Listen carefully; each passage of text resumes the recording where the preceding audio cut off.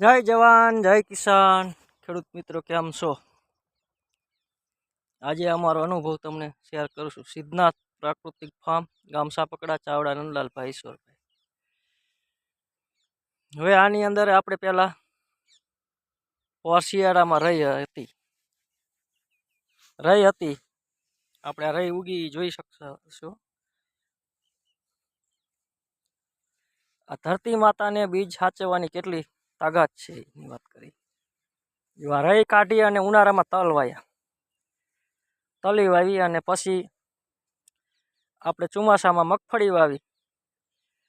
મગફળીના પારે આપણે આ એરંડા કર્યા મિશ્ર પાક પદ્ધતિ તરીકે 100% ઓર્ગોનિક.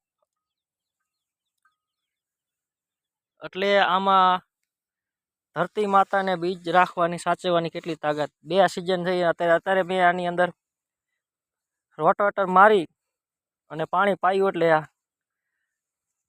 રહી બધી ઉગી ગઈ. આપણે નહોતી ખબર આટલી બધી રહી ઉગશે. અને આ જાહેરનો સહાય કર્યો તો ગાયો માટે, સારોલો માટે. બંને રહેવા દીધું. મિશ્ર પાક પદ્ધતિ આપણી ઓર્ગોનિકમાં જેટલો મિશ્ર પાક હોય એટલો મોલ સારો થાય. આની અંદર તમે જોઈ શકતા છો એરંડો છે મોરો નથી. એનું થડ જોઈ શકો, ડાયરું જોઈ શકો, વિકાસ જોઈ શકો.